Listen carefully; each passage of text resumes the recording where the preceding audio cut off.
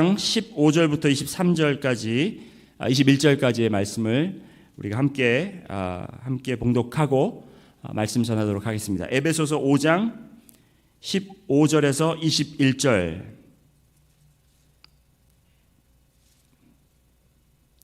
함께 읽겠습니다. 시작. 그런즉 너희가 어떻게 행할지를 자세히 주의하여 지혜 없는 자 같이 하지 말고 오직 지혜 있는 자 같이 하여 세월을 아끼라. 때가 악하니라.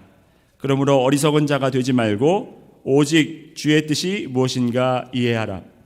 술 취하지 말라. 이는 방탕한 것이니 오직 성령으로 충만함을 받으라. 시와 찬송과 신령한 노래들로 서로 화답하며 너희의 마음으로 주께 노래하며 찬송하며 범사의 우리 주 예수 그리스도의 이름으로 항상 아버지 하나님께 감사하며 그리스도를 경외함으로 피차 복종하라. 아멘. 하나님 주신 말씀입니다. 우리 아멘으로 받습니다. 자, 이제 에베소서 강의 12번째 시간이 됐습니다. 제가 계산해 보니까 금년 꽉 채워야 아마 에베소서를 다 끝날 수 있을 것 같아요. 그래서 부지런히 우리가 이제 달려가야 될 텐데, 저희가 에베소서 이제 그 빌딩으로 이거를 그 빌딩 짓는 것처럼 건축하는 것처럼 우리가 아웃라인을 이렇게 잡고 있잖아요. 그런데 저희가 교회의 정체성 1장부터 3장까지를 교회의 기초, 기반이라고 그렇게 얘기를 했습니다. 교회의 기반이고 이제 행함으로 해가지고 기둥을 세우는데 이제 기둥은 보여지는 거잖아요. 근데 우리가 착각할 수 있는 것은 잠시 착각할 수 있는 것은 기초는 기초고 기둥은 따로 우리가 이제 이게 우리의 아이덴티티, 우리의 정체성이 이거니까 그거는 놔두고 우리가 이제 행동으로 옮겨야 되겠다라고 착각을 할 수가 있습니다. 그런데 분명한 것은 뭐냐면 여러분 건물을 짓 때 따로따로 이렇게 놀지 않잖아요. 거기에 접착제를 강하게 붙여서 그것이 흔들리지 않게 떨어지지 않게 그렇게 붙여놓듯이 이 행함도 역시 마찬가지로 정체성에 굉장히 딱 붙어 있어야 됩니다. 강하게. 그러니까 이게 정체성 때문에 우리가 새로 받은 정체성, 뉴 아이덴티티잖아요. 우리는 새로운 사람이 되었고 죽었던 자에서 새로 살아나왔고 그리고 우리가 가족이 아니었던 사람들끼리 가족이 되었기 때문에 연합한 사람들이기 때문에 우리가 그동안 익숙해지지 않았던 삶을 살아야 되는 거예요. 그렇기 때문에 행함은 그냥 새로운 룰을 여러분에게 말씀드리는 게 아니라 그 아이덴티티, 우리의 정체성에 비교해서 거기에 걸맞은 그런 행동을 이제 하라고 가르쳐 주는 겁니다. 그걸 잘 깨달으면 여러분 이게 연결이 굉장히 잘 되고 그리고 접착이 잘 돼서 오래오래 아주 견고하게 여러분이 붙어 있으리라 믿습니다. 오늘이 이제 행함 시리즈 마지막 설교입니다. 그래서 이제 마지막 기둥이 올라가고 이제 다음 주에 그 위로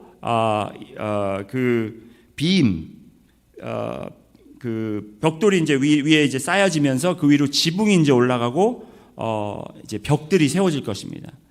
그걸 이제 볼 텐데 한번 복습을 잠깐 해보겠습니다. 기반 교회의 정체성이었고 이제 행함의 기둥이 하나씩 올라가는데 첫 번째 행함이 무엇이었냐면 부르심에 합당하게 행하는 행함. 그게 뭐예요? 부르심에 합당하게 행하는 것이 가족, 연합함. 그래서 우리가 예수님처럼 겸손하고 온유하고 인내하고 용납하고 그리고 가족, 자녀들이 탄생의 비밀을 깨닫고 성장의 비결을 알고 어떻게 누구를 비교해서 성장을 해야 되는 성숙해야 되는지를 알아야 되는 것이 바로 부르심에 합당한 행함이고 그리고 이방인과 같이 행하지 말라 하는 것은 우리가 새로운 옷을 입었잖아요. 이제 새로운 옷을 받았는데 아직도 냄새나는 옷 이거를 벗지 못하고 그게 너무 몸에 맞고 편하니까 그걸 자꾸 입는다고요. 그래서 그걸 담대하게 벗어버리고 새로운 옷을 입는데 그 W로 시작하는 세 단어 가르쳐 드렸죠. 먼저 우리의 word, 말, 선한 말, 그죠? 남을 세우는 말, 사랑하는 말, 그리고 work, 일, 남들을 섬기는 일, 그리고 wrath, 그리고 우리의 분노, 우리의 감정을 하나님께 올려드리는 그것을 이야기했습니다. 그리고 사랑 안에서 행하는 것, 사랑 안에서 행하는 것이 무엇이냐면 그 예수님을 우리가 본받을 때 우리는 예수님은 어떤 모습이었습니까? 사랑이었습니다. 그래서 예수님을 본받는 것, 사랑을 본받는데 사랑을 본받는 목적은 무엇이냐면 우리가 예수님의 형상, 하나님의 형상으로 만들어졌잖아요. 우리는 하나님을 담는 그릇이라고요. 예수님을 담는 그릇이에요. 근데 그 담는 그릇에 다른 것을 집어넣으면 되지 않기 때문에 예수님을 닮아갈 수 있는 방법은 예수님을 담는 것입니다. 말장난하는 게 아니라 말이 비슷하기 때문에 기억하기가 좋을 것 같아서 제가 그렇게 한번 말씀드립니다. 예수님을 닮아가는 길은 예수님의 형상을 우리가 담는 것. 우리가 그렇게 목적, purpose로 우리가 만들어졌기 때문에. 그리고 그것은 우리의 또 특권입니다. 아무나 하나님을 닮을 수가 없어요. 우리는 하나님의 자녀이기 때문에 하나님을 닮을 수 있는 특권이 있는 것입니다. 그래서 그 특권, privilege를 또 이야기했고, 그리고 거기에 세 번째가 practice. 그래서 예수님이 우리를 사랑한 것 같이 우리도 사랑하는 예수님의 희생적인 사랑. 그냥 사랑해요 여러분, I love you 이걸로 그치는 게 아니라 정말 우리의 자신을 내려놓고 남들을 올리는 그런 사랑이 필요하다는 것입니다. 그리고 지난주에 빛의 자녀처럼 우리가 행하라 하면서 제가 C로 된 단어 세 가지를 소개했습니다. 첫 번째가 change. 우리는 어두움이었습니다. 우리는 어두움 안에 있었던 사람이 아니고 우리 자체가 어두움이었기 때문에 빛을 볼 수가 없어요. 빛이 아무리 우리에게 비춰져도 우리가 어두움이기 때문에 그것을 볼 수가 없는데 그 어두움을 빛의 자녀로 우리를 바꾸셨다는 거죠. 바꿨기 때문에 우리에게 도전하시는 것은 우리의 믿음을 실천하는 것, 시험하는 것. 하나님의 그러니까 믿음을 시험한다라는 것은 지난주에도 말씀드렸지만 하나님을 시험한다는 게 아니라 하나님이 너희가 이렇게 하면 주겠노라, 복을 주겠노라 하신 약속들을 담대하게 우리가 우리의 것으로 만드는 거예요. 내 부모를 공경하라 그러면 그 부모를 공경하고, 약속된 그런 하나님 말씀들 있잖아요. 그런 것들을 붙잡고 우리가 담대히 순종하는 거예요. 내 이웃을 내 몸과 같이 사랑하라 그랬으면 사랑하고, 그리고 남을 나보다 낮게 여기라 그랬으면 남을 나보다 낮게 여겨보고 믿음으로, 그렇게 믿음으로 우리가 순종할 때 하나님께서 어떻게 역사하시는지를 우리가 시험해 봐야 되고, 그리고 두 번째가 우리의 몸을 거룩한 산 제사로 드리라고 했는데, 산 제사로 드린다라는 것은 우리가 죽어야 한다라는 것이죠. 우리가 살아있기 때문에 우리의 몸을 제사로 바치려면 우리가 죽어져야 됩니다. 나의 욕심, 나의 자아, 나의 자존심. 자존심 상하는 일들이 얼마나 많아요, 여러분. 그렇죠? 미국에 살다 보면 자존심 상하는, 말이 안 통해서 자존심 상하는 경우 많잖아요. 식당에 가서 뭘 시키는데 말을 못 알아들어요. 지도 영어 못하면서. 그럼 자존심이 팍 상해가지고 다른 데 가겠다고 그렇게 이야기를 합니다. 그런 자존심도 다 우리가 내려놓고 우리의 자신을 하나님 앞에 드리는 거죠. 우리가 남이 잘못 나를 이해해서 오해를 해가지고 우리에게 나쁜 감정을 가지고 있을지라도 우리가 그것을 나를 내려놓고 사랑하는 마음으로, 섬기는 마음으로 그 오해한 사람을 섬길 수 있고 사랑할 수 있는, 내 원수를 사랑할 수 있는 그런 마음까지 가야 된다고 우리가 배웠습니다. 오늘 마지막 기둥은 지혜로운 자처럼 행하라입니다. 따라해 보실까요? 지혜로운 자처럼 행하라. 지혜로운 자처럼 행하라. 한번 보시겠습니다. 5장 15절에 그런즉 너희가 어떻게 행할지를 자세히 주의하여 지혜 없는 자 같이 하지 말고 오직 지혜 있는 자 같이 하여. 지혜 있는 자 같이 행하라 이렇게 바울이 이야기를 하고 있는데, 지혜 있는 자, 지혜 없는 자 같이 하지 말고 지혜 있는 자 같이 하라. 이 말은 지혜가 없으면서 지혜 있는 척 하라는 그런 말이 아니고, 그 말을 우리가 보기 전에 15절 말씀을 보면 여기에 그 전에 지혜 없는 자 같이 하지 말고 지혜 있는 자 같이 하여 하기 전에 명령어가 있습니다. 그게 뭐냐면 어떻게 행할지를 자세히 주의하여 자세히 주의하라 그렇게 이야기를 하고 있습니다. 자세히 주의하라. 영어로는 examine carefully. 그러니까 자세히 검토하라. 자세히 검사하라. 그러니까 우리의 행위를 검사하라는 거예요. 이거는 뭐 이렇게 행해라 저래라를 떠나서 우리가 행하고 있는 거를 검토를 하는 게 필요하다는 거예요. 그래서 마지막 행위는 이것도 마찬가지로 여러분 우리에게는 우리 자체에게는 지혜가 없습니다. 세상적으로 지혜가 있다 하면 지식이 풍부하거나 경험이 많아서 그걸 토대로 어떤 결정을 내릴 때 남들이 생각하지 못하는 그리고 결과가 좋게끔 그런 걸 결정을 내리는 것을 지혜라고 말할 수 있지만 성경 안에서 주님 안에서 지혜라는 것은 하나님이 주시는 은사이기 때문에 하나님이 주시는 이 지혜가 아니고는 우리가 가질 수 없는 거예요. 예. 그런데 이 지혜 있는 자처럼 우리가 행하는지 안 하는지를 본다라는 것은 여러분 아까 말씀드린 것처럼 우리는 하나님의 자녀들로서 믿음의 능력을 받은 자들이기 때문에 우리에게 지혜를 하나님이 주셨단 말이에요. 우리에게 지혜롭게 살 수 있는 능력을 주셨고 방법을 주셨는데 우리가 아직도 지혜 없는 자같이 행할 수 있다라는 것입니다. 그렇기 때문에 우리가 자세히 우리의 삶을 들여다보고 그리고 이것을 검토해야 될 필요가 있다라는 것입니다. 아시겠어요, 여러분? 자신 있습니까, 여러분? 내 삶을 들여다본다라는 게 사실 굉장히 부끄러울 수 있습니다. 수치스러울 수 있습니다. 하지만 이것은 필요한 것입니다. 그리고 우리가 대면해야 됩니다. 우리의 현실과. 의사를 보러 갔을 때 의사가 이제 우리 몸을 검토하고 이렇게 이야기해 주잖아요. 그러면은 어쩔 때는 받아들이기 힘들 때가 있어요. 치과에 가면 충치가 있네요. 이빨 잘 안 닦으셨어요. 안 닦았으니까 충치가 있겠죠.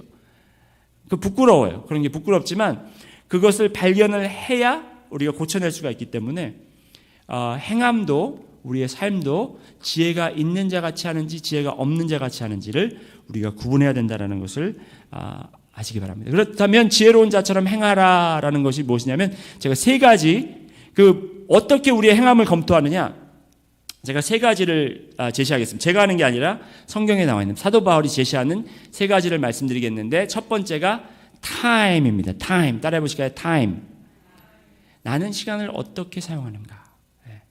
지혜 없는 자처럼 내가 시간을 사용하는가? 지혜 있는 자처럼 사용하는가? 그리고 두 번째가 또 T로 시작하죠. tempo입니다. tempo 따라해 보시면 tempo. 나는 내 몸을 무엇으로 채우고 있는가? 그것이 두 번째 우리가 검토해야 되는 부분이고 세 번째가 team입니다. 따라해 보실까요? team. 팀은 나를 위해 존재하는가 아니면 나는 팀을 위해 존재하는가?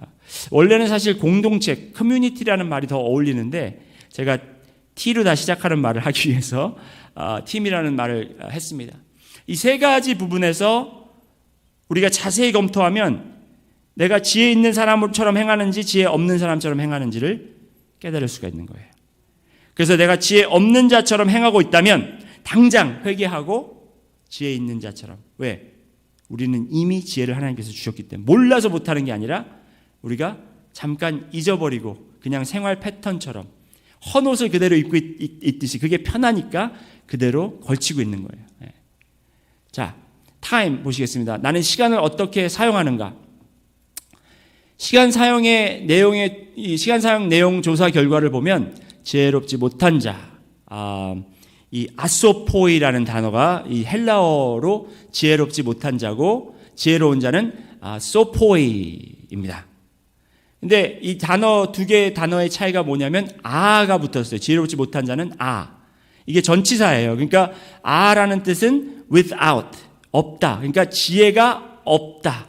다시 말해서 foolish, 바보 같다. 그러니까 지혜가 없으면 바보 같은 거예요. 지혜로운 자, 지혜롭지 못한 자. 지혜가 없으면 지혜롭지 못한 자죠.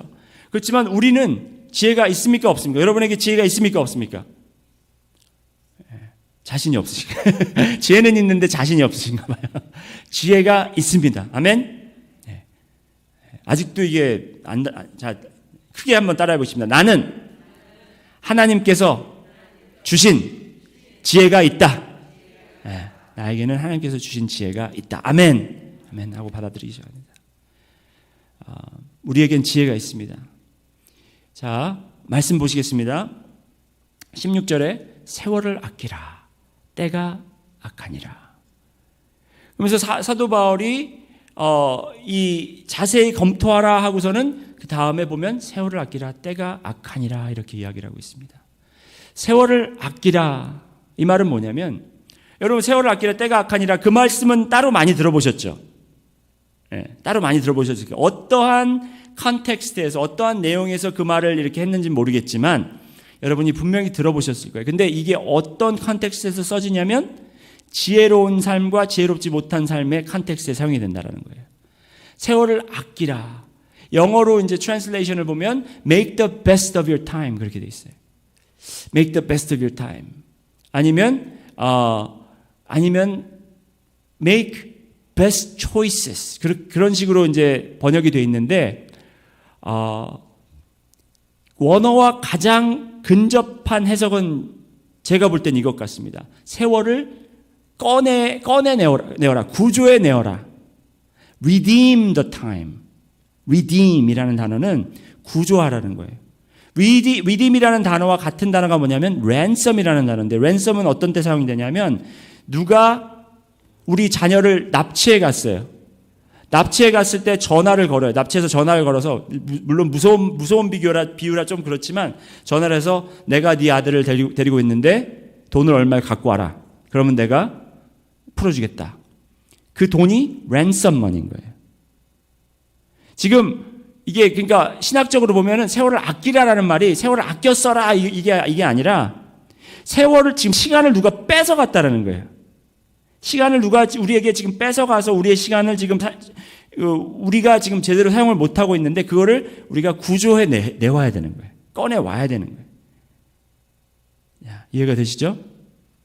세월을 구조해 내야 된다라는 것입니다. 왜냐하면 때가 악하기 때문에. Days are evil. 시간이 지금 우리가 어떤 시기에 살고 있냐면 악한 시대에 살고 있어요. 우리가 언제부터 악한 시대에 살고 있었냐면 창세 때 이제 창조가 되고 모든 것들이 창조가 되고 아담과 하와가 죄를 범하여서 이제 에덴 동산에서 쫓겨 나왔을 그때부터 세상은 악한 때에 사로잡혀 있습니다. 그래서 이 시간을 악한 영들, 사탄의 주도권으로 악한 영들이 우리의 시간을 자꾸 뺏어가는 거예요. 근데 지금 21세기에 들어와서 우리가 사는 이 시대는 더욱더 때가 악한 때입니다. 다른 때에 비해서 더 정신을 못 차리잖아요. 정신을.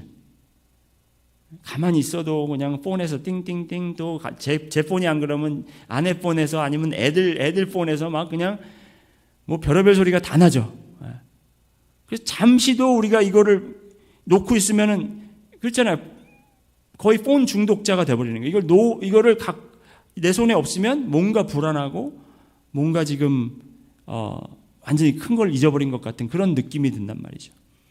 이렇게 사단이 우리의 시간을 뺏어갔는데 이거에 대해서 우리 이 목사님 이름이 굉장히 어렵습니다. 밑에 보면 타비티 아니와 비블레라는 목사님인데 아주 유명한 목사님이에요. 유명한 설교자 목사님이신데 이분이 이렇게 이야기를 했습니다. Even without the kind of persecution or opposition known by the Christian of Paul's day, the world we live in is not conducive to using time wisely, especially for purposes of spirituality and godliness. 이게 무슨 말이냐면 바울의 시대와 같은 그리스도인들을 향한 핍박과 저항이 없더라도 지금 우리는 시간을 지혜롭게 특별히 영적인 목적과 하나님이 기뻐하시도록 사용할 수 없는 시대에 살고 있다. In fact, our days are days of active evil. There are great thieves of time that are minions of the world, the flesh, and the devil. They may range in from high-tech, socially acceptable preoccupations to simple, idle talk or ungoverned thoughts. 오히려 이 시대는 사악함이 활동 중인 때이다. 시간을 도적질하는 작은 총신들이 있는데 그들은 육체이고 악마이다. 그들의 모습은 테크놀로지, 사회적으로 수용이 가능한 생각들, 의미 없는 대화, 저지받지 않는 생각들로 퍼져 있다. But the natural course of our minds, our bodies, our world, and our days leads us toward evil, not toward Christ likeness. 그래서 우리의 생각, 몸, 세상 시대는 그리스도를 닮는 방향이 아닌 악을 향해 자연스럽게 흘러가고 있다. 우리가 시간을 되찾아오지 않으면, 우리가 시간을 구해내지 않으면 우리는 자연스럽게 악으로 흘러내려가게 돼 있다는 것입니다. 그래서 이 examine carefully whether you are walking wisely or not. 그게 그냥 우리가 그냥 시간이 날 때 내가 지혜롭게 하나 안 하나 그 정도가 아니라 여러분 이건 생명이 달린 것이에요. 우리 생명이 달렸기 때문에 생명을 걸고 내가 시간을 지혜롭게 사용하고 있나? 지혜롭지 않게 못하게 사용하고 있나를 우리가 봐야 된다는 것입니다. 우리의 시간을 사용함을 주의 깊게 관찰해야 하는 이유는 바로 시대의 악함을 향해 우리의 시간을 너무나 자연스럽게 흘려버리기 때문이라는 것입니다. 여러분 시간은 하나님이 주신 선물입니다. 따라해 보실까요? 시간은 하나님께서 주신 선물이다. 시간은 하나님께서 우리에게 공평하게 주신 선물이에요. 그 어느 누구도 하루에 25시간을 가지고 태어나지 않았습니다. 다 24시간. 물론 인생의 기간은 길고 짧고가 있지만 그 24시간을 우리가 어떻게 사용을 하느냐. 어떻게 사용해야 될까요? 17절 한번 보실까요?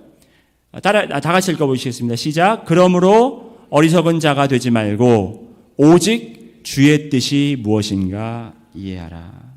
자, 시간을 지혜롭게 사용하는 방법은 여러분 여기 말씀하잖아요. 어리석게 사용하지 말라는 것은 그냥 이 마음이 가는 대로 행동이 옮겨지는 대로 남들이 하는 대로 따라하는 게 그게 우리가 시간을 지혜롭게 사용하는 것이 아니라 주의 뜻이 무엇인가 이해하라. 네.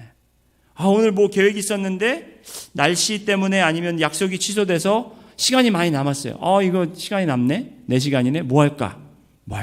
그동안 내가 이거 못 본 드라마 있는데 이거나 내가 앉아서 오늘 하루 종일 볼까? 아니면 내가 시간이 많은데 내가 좋아하던 그 밀렸던 뭐 이런 걸 할까? 물론 당연히 우리는 이 productive 영어로 한국말로 뭐지? productive가? 이 productive 예, productive한 일들을 하고 싶죠.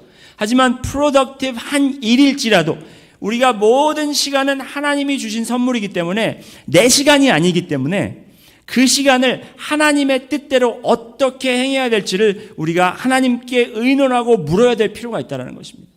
그 훈련이 필요하다는 것이에요. 제가 이게 훈련이 굉장히 잘 됐다가 지금 약간 좀 나태해져서 그거를 못하고 있는데 이런 훈련이 저에게 다시 필요하다는 것입니다.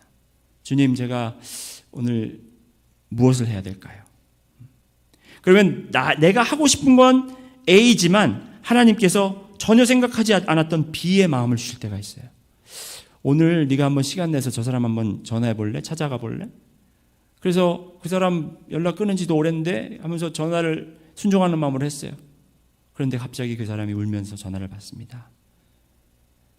제가 정말 오늘 너무 외로워서 누군가 나에게 좀 접근하기를 원했는데 그래서 하나님께 내가 불평도 했는데 하나님께서 당신을 통해서 여러분 이렇게 저희가 하나님께 시간을 의논하고 드릴 때 하나님께서 저희를 사용하신다라는 것이 그때 물론 훈련이 필요하기 때문에 하나님이 아무런 말씀을 안 하실 때가 있습니다. 그냥 내가 이걸 무엇을 할까요? 그럴 때는 계획대로 하면 돼요.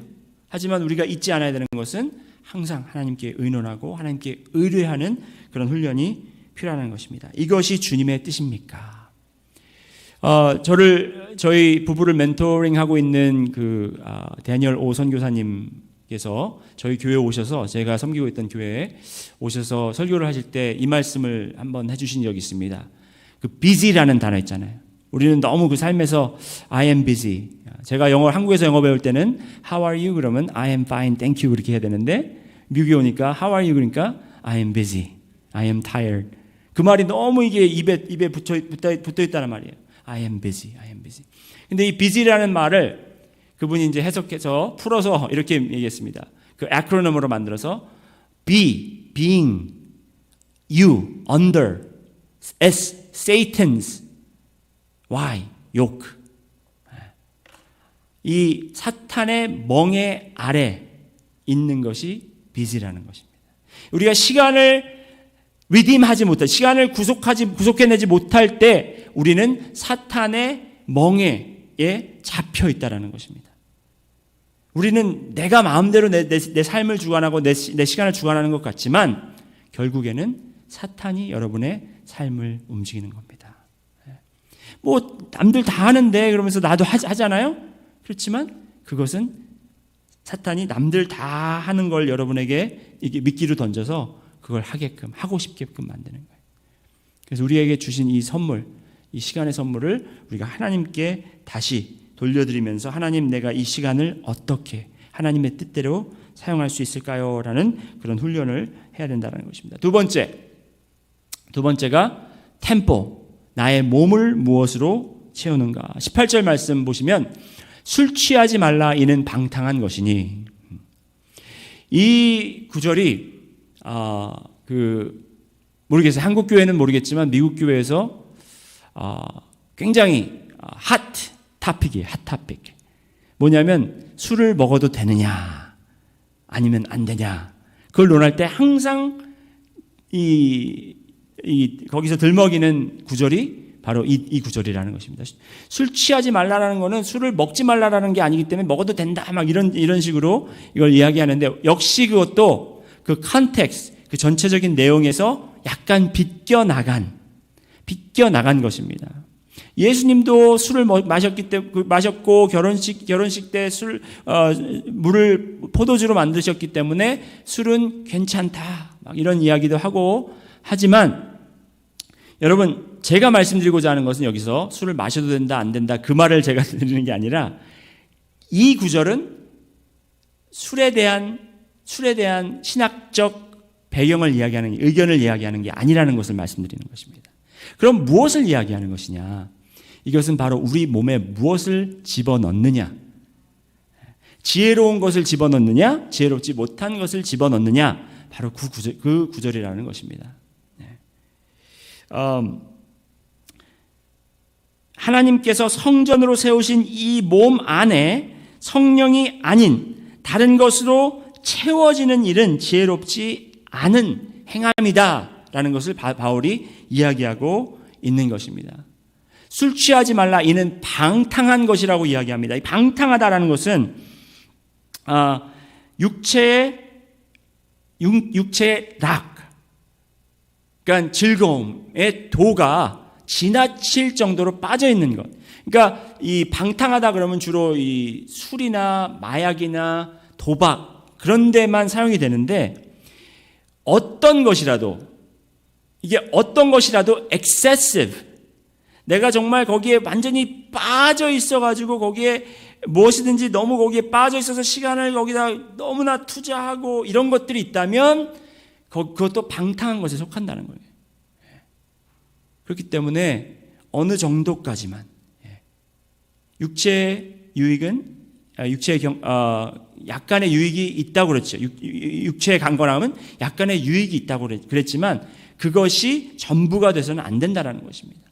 그러니까 여기서 꼭 술 취하는 것, 마약 아니면 도박 그런 것만 이야기하는 것이 아니라, 내가 생각해서 괜찮은 거다라고 생각해도 거기에 너무 빠져 있고 취해 있다면 여러분 그것은 지혜롭지 않다라는 것입니다. 내 안에 성령 외에 다른 것으로 채워진다면, 내 안을 지배하고 있다면 그것이 곧 방탕합니다. 그리고 그 18절 후반 부분에 성령으로 충만함을 받으라 이렇게 이야기를 하고 있습니다. 성령으로 충만하는데 왜 술에 대해서 이야기를 하는가? 왜 술을 이 구절에 사용했을까? 저는 이유가 있다고 봅니다.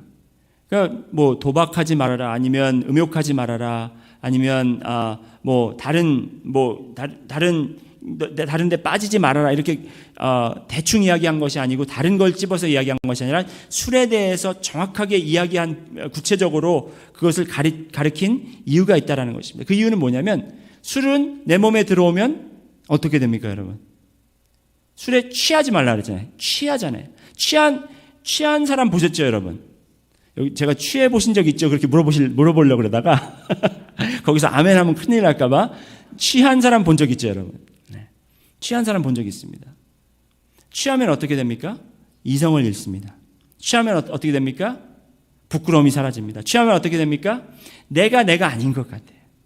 아니면 나의 그대로가 드러나든지 하여튼 취하면 내가 못하던 것, 용기도 낼 수 있고 내가 울지 못했던 울음도 나올 수 있고 하여튼 술 기운이 나를 지배한다라는 거예요. 그걸 비교하기 위해서 성령 충만함에 대한 비교를 찾다가 술 취하는 것을 갖다 놓은 거예요, 거기다가. 성령에 충만하다는 것도 여러분 성령으로 채워져라 그래도 우리가 성령으로 채워진 것 같은데 10분의 1 정도 채우면 채워진 건가? 아니면 2분의 1 정도면 채워진 건가? 4분의 3 정도면 채워진 건가? 생각할 수 있잖아요.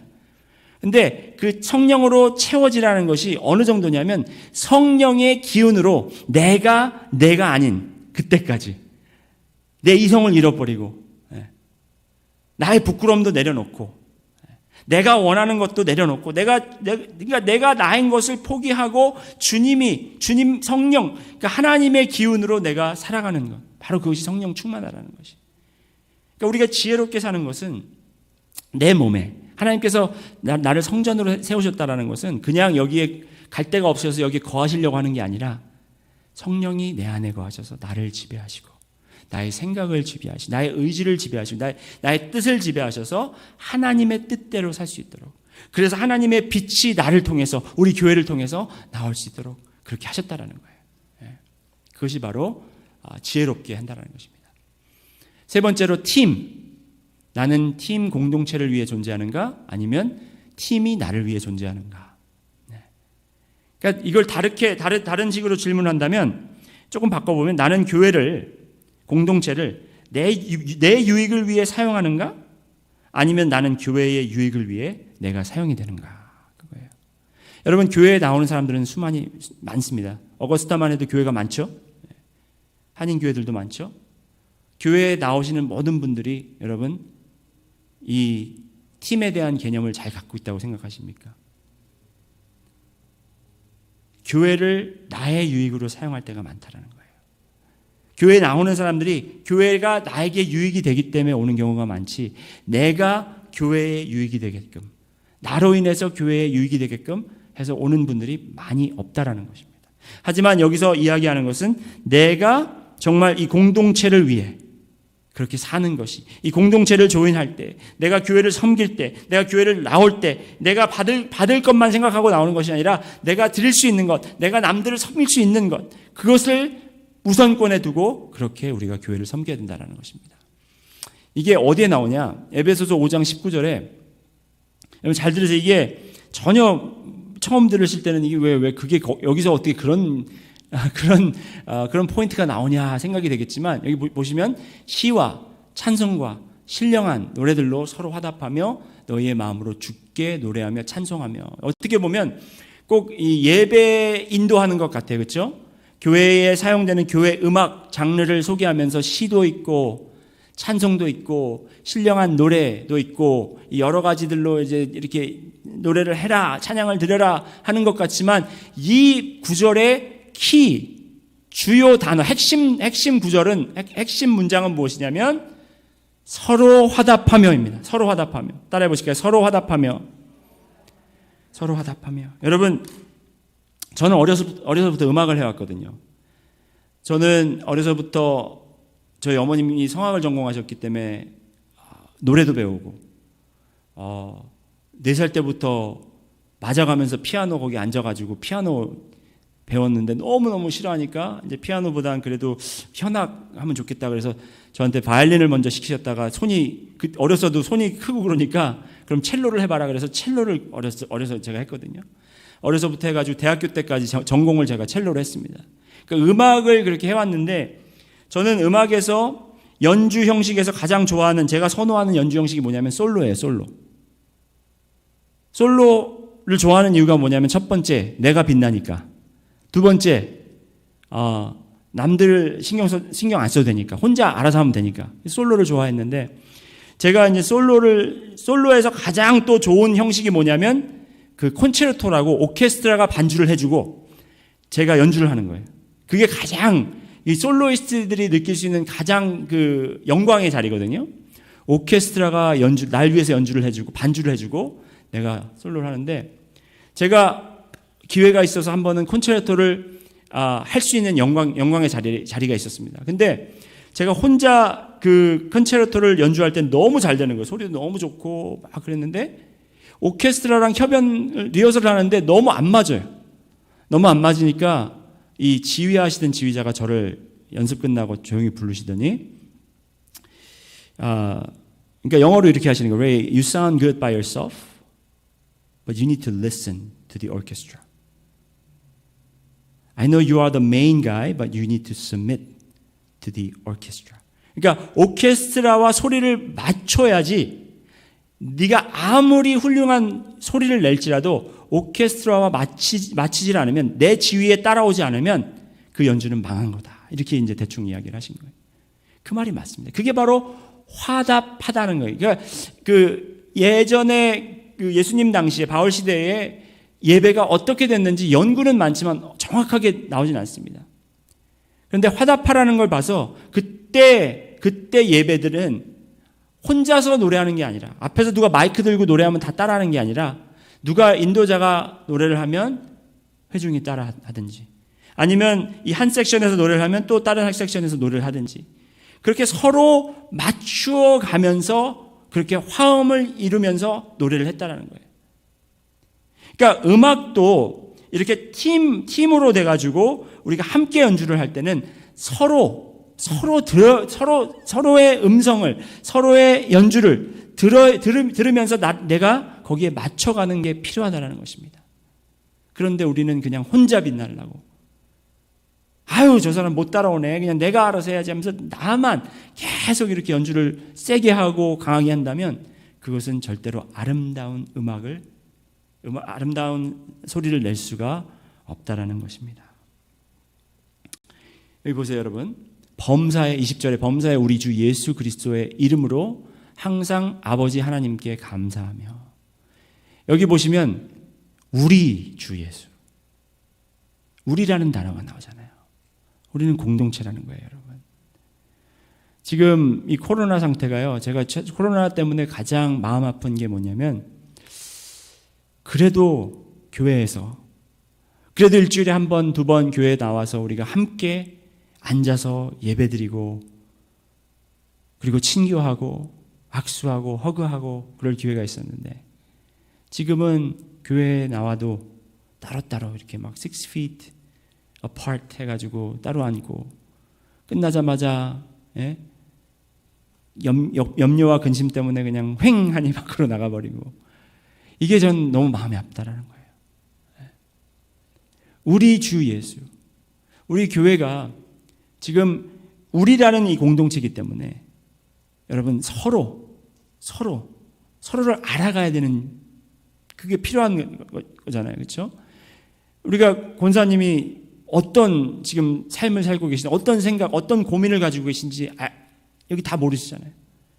제가 어떤 상황에 놓여 있고 어떻게 지내고 있고 무슨 생각을 하고 무슨 고민을 하고 있는지 모르잖아요. 우리가 그렇게 서로 이야기 나누고, 또 서로 기도해주고, 서로 위로하고, 서로 격려하고, 그리고 서로 우리가 도전을 주어서 함께 주님이 주신 지혜로운 삶을 살 수 있도록 우리가 서로 격려해야 된다는 거예요. 그게 너무나도 필요한데, 그게 어디서 시작되냐면 먼저 감사하는 마음에서 찾아난다. 우리 주 예수 그리스도의 이름으로 항상 아버지 하나님께 감사하며, 우리 모두 감사해야 됩니다. 코로나 상황이 그렇지만, 비록 우리가 만나지 못하지만, 우리가 친교도 못하고, 우리가 끝나면 바로 가야 되고, 또 우리 가족 중에 나만 이렇게 보내주는 것도 감사할 정도로 그런 상황이지만, 비록 그렇지만 그래도 내가 감사할 것은 하나님께서 나에게 호흡을 주시고 하나님께서 아직도 나에게 건강을 주셔서 내가 하나님께 공동체와 함께 예배드릴 수 있다. 감사는 어떤 목사님, 제가 오늘 아침에 묵상하면서 어떤 목사님 말씀을 들었는데 그 목사님이 그러더라고요. 감사는 애티튜드가 아니다. 감사는 태도가 아니다. 그러니까 너 왜 감사 안 해? 그러면 감사합니다. 이게 감사가 아니라는 거죠. 누가 어른이 선물을 주면 아이들한테 이렇게 툭 치면서 그러잖아요. Say thank you. Thank you. 그건 감사가 아니에요. 그래서 우리는 애티튜드를 태도를 바꾸려고 그러는데 감사는 태도를 바꾸는 게 아니라 감사는 예배의 대상이 누군지를 분명히 아는 거예요. 우리의 예배의 대상 하나님이 나의 하나님이시고 하나님을 내가 그대로 인정하고 하나님은 선하신 분이고 하나님은 신실하신 분이고 하나님은 의로우신 분이고 공의로우신 분이라는 것을 내가 온전히 알 때 내 상황이 어떨지라도 내가 감사할 수 있다는 거예요. 그래서 감사는 하나님을 온전히 알 때 우리가 자연스럽게 그 하나님께 반응하는 게 감사예요. 찬양이고 경배고 감사인 거예요. 그리고 세 번째로 경외함. 두 번째로 우리가 경외한다라는 것은 여러분 그 잠언서에도 나오죠. 지혜는 어디서 온다고 그랬죠? 하나님을 경외하는 데서 지혜가 오는 것입니다. 그 경외함으로 우리가 피차 복종하라. 서로 썸밋하라. 내가 나이가 더 많은데, 내가 이 교회도 오래 나왔는데, 내가 목사인데, 내가 권사인데, 내가 집사인데, 내가 어른인데 이게 아니고, 아유, 성도님, 자매님, 형제님, 더 올려주고 내가 그 밑으로 들어가는 거예요. 서로 복종하는 것. 이제 저희가 지붕을 올리고 이제 이 위로 올라가고 이제 그 겉에 벽들이 세워지는 것들 중에 우리가 살펴볼 게 뭐냐면 이런 관계 속에서 복종하는 관계. 하나님께서 관계를 우리에게 형성하셨는데 부부의 관계, 가족의 관계, 그리고 세상 임금과 백성의 관계, 종과 또 그 주인의 관계, 이 관계 속에서 그 복종하는 그것을 우리에게 명하셨어요.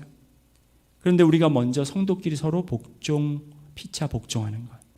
그것이 바로 아까 말씀드린 아름다운 우리가 화음을 낼 때, 우리가 연주를 아름다운 소리로 주님께 드려질 때 내 목소리만 어떻게 크게 나와가지고 하나님 저분들은 노래 트레이닝을 받으신 노래하는 거 트레이닝을 받지 못했기 때문에 그 소리 쇳소리 들어봤자 여러분 하나님 좋지 않으시니까 귀 아프시니까 제 소리만 들으세요 하고 주님 노래합니다. 이게 아니고 내가 남들보다 노래를 좀 더 잘할지 모르지만 우리가 함께 화음을 내서 함께 소리를 내서 올려질 수 있도록 서로 소리를 맞춰나가는 내 목소리가 크면 내가 조금 조용히 내 목소리가 잘 그 기반을 다져주는 음을 깔아야 될 때는 음을 깔아주고 누구의 지위에 맞춰서? 하나님의 지위에 맞춰서.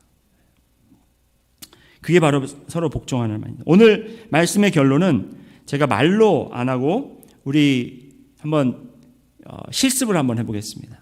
실습을 하는데 어떤 실습을 해보냐면 노래로 한번 실습을 해보겠습니다. 노래로 제가 지휘자가 되고 제가 지휘자 겸 그 화음 넣는 사람으로 하고 그리고 이제 우리가 다 같이 노래를 할 텐데 여러분 할렐루야 할렐루야 할렐루야 그 노래 아시죠? 네, 간단하게 그냥 할렐루야만 아시면 돼요. 자, 그거를 우리가 처음 다 같이 그냥 유니송은 뭐냐면 화음 넣지 않고 그냥 다 같이 똑같이 멜로디로 제가 지휘에 따라서 한번 다 같이 한번 해보겠습니다. 여러분 잠깐 마스크 조금 내리시고 입을 크게 벌리셔서 제가 지휘를 할 테니까 따라해요. 이렇게 쳐듭니다. 시작. 할렐루야 할렐루야 할렐루야 할렐루야 소리 조금 켜주세요. 할렐루야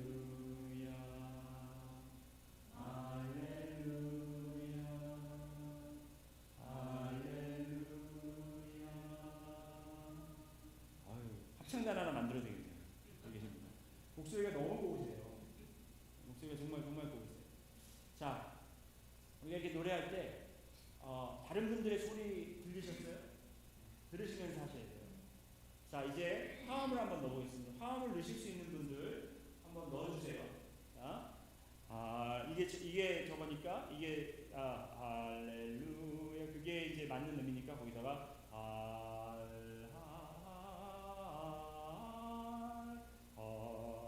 뭐 맞춰서 자 해보겠습니다. 그냥 제가 조정할 테니까 여러분 한번 해보세요. 시작. 할렐루야. 자 멜로디를 누가 분명히 내주셔야 돼요. 멜로디. 자 멜로디. 할렐루야. 시작. 할렐루야. 멜로디 크게 해주세요. 할렐루야. 할렐루야. 할렐루야.